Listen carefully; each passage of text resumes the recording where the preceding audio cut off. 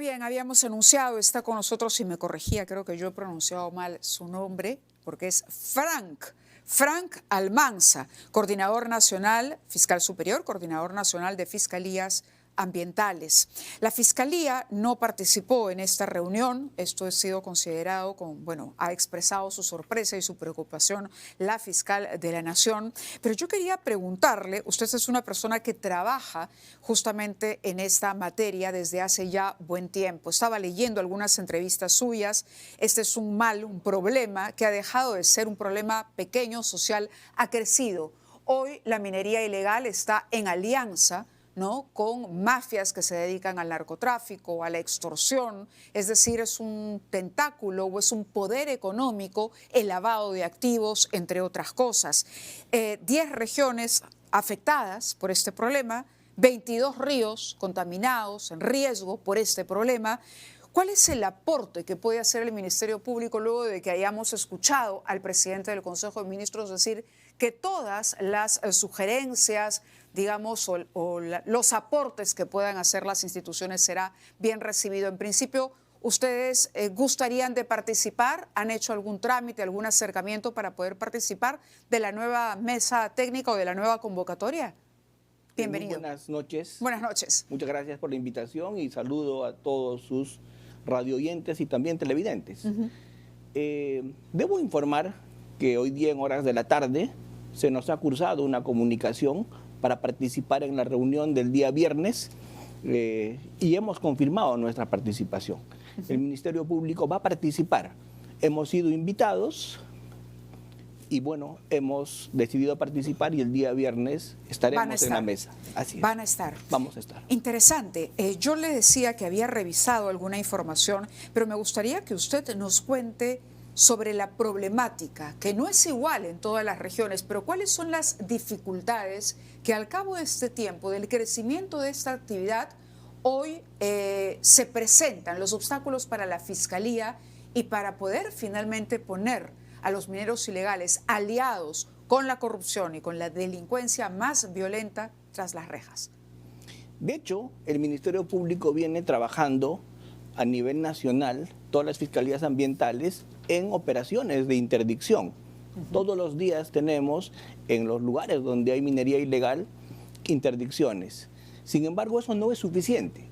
Interdictar motores, esto es dragas, tracas, interdictar maquinaria pesada, es importante, pero no alcanza para combatir adecuadamente la minería ilegal.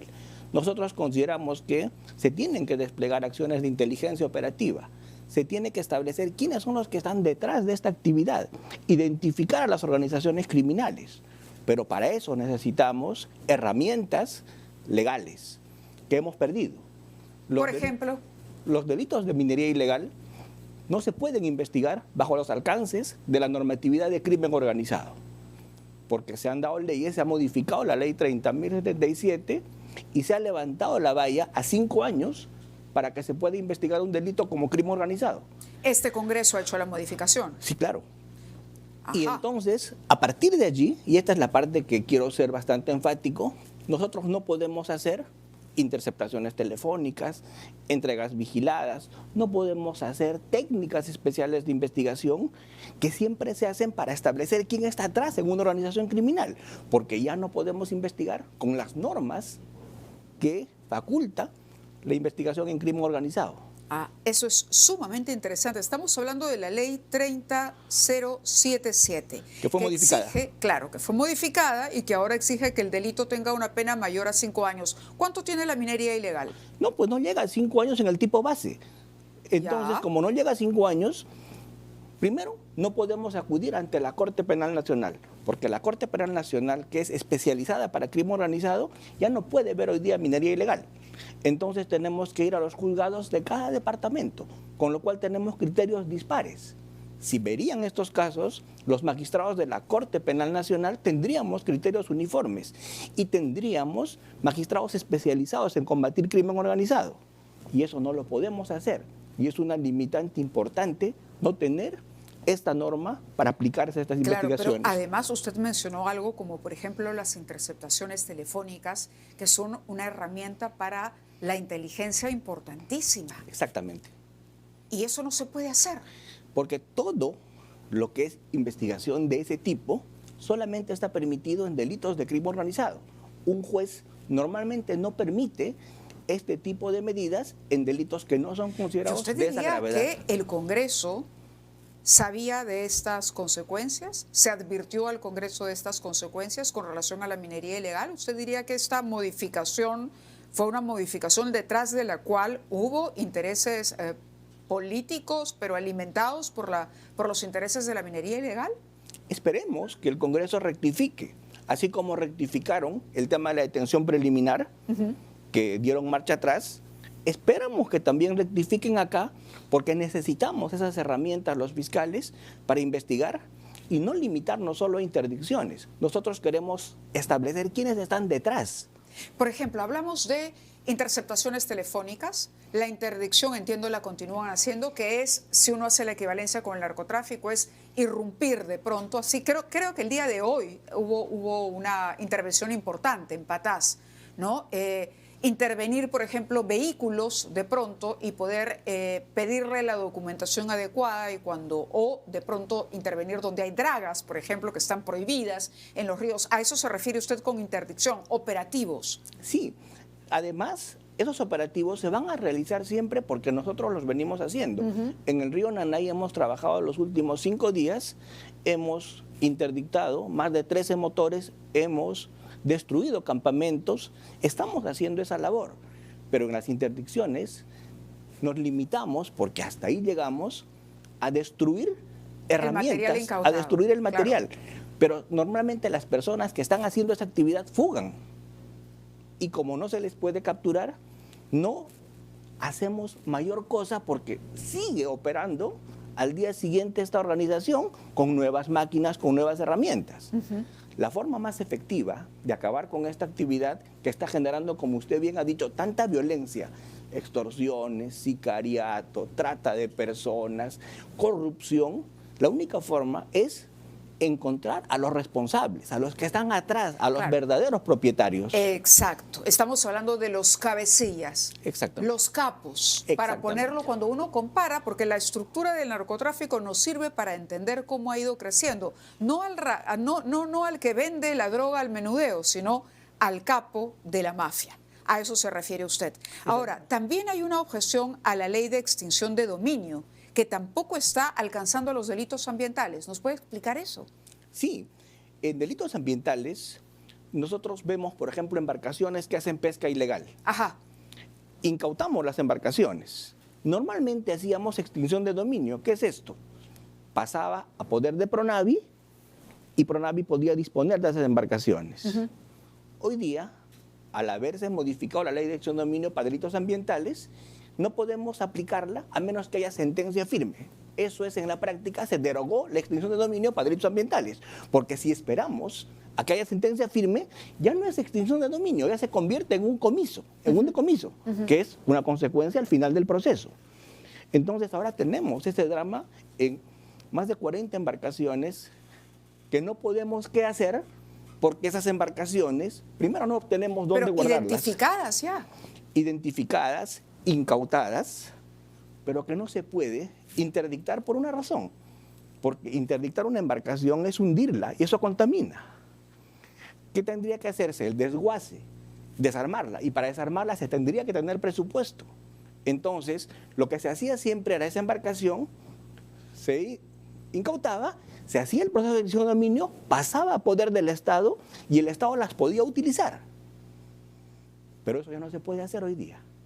Por también un cambio, y esta modificación también dentro del periodo de este Congreso. Exactamente, en ese paquete de modificación. A ver, sí, pues el Congreso y ha recibido muchas críticas por esto, pero es bueno ventilar estos asuntos porque le hizo daño con estas normas, contribuyó a la impunidad. Ahora, entiendo que hay una modalidad, estaba leyendo sus declaraciones, usted es una persona que conoce con profundidad este negocio ilegal. Habla de la modalidad de los padrinos o primos, que es una de las modalidades, digamos, al margen del uso de dragas, puentes, maquinaria para lavado también. Estamos hablando de organizaciones muy complejas. ¿Qué significa esto de ser padrino o primo? ¿Cómo funciona esa modalidad? En algunos lugares del Perú, por ejemplo en Puno, en la parte de la Rinconada, se han infiltrado organizaciones criminales. Y estas organizaciones criminales extorsionan a los mineros, les piden ciertos días de la semana ¿Mineros para operar informales? ellos. A los mineros informales o pequeños mineros. ¿O artesanales? O artesanales. Ajá. ¿Por qué? Porque como el oro hoy día es muy rentable, porque estamos hablando de $3.500 más o menos la onza. La onza, sí. Y más de $300 el gramo. Entonces es una actividad muy rentable. Las organizaciones criminales en Trujillo han ido a ver patás. Las organizaciones criminales se han ido a la Rinconada en Puno. Las organizaciones criminales están en Puerto Maldonado. Extorsionan, cometen trata, manejan el negocio del combustible, el tema de los insumos para los motores, dan entre comillas seguridad.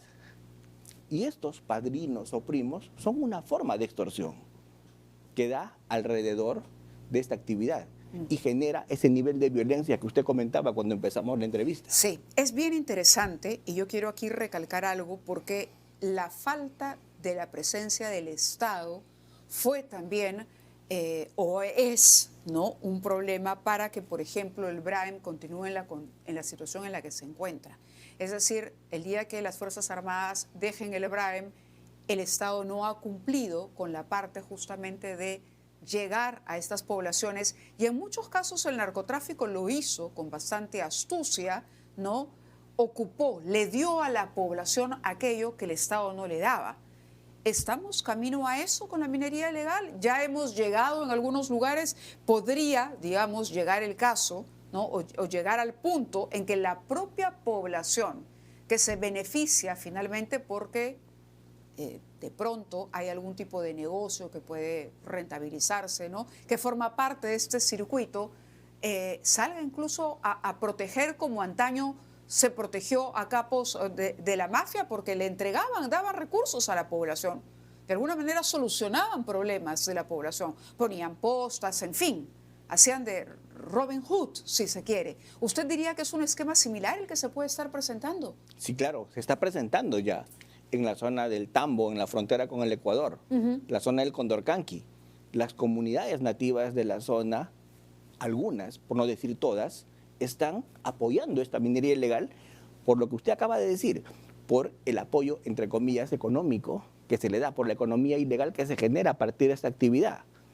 Entonces, estas personas son unas víctimas porque no saben que están apoyando a quien les está contaminando el río. En Iquitos está pasando ese fenómeno.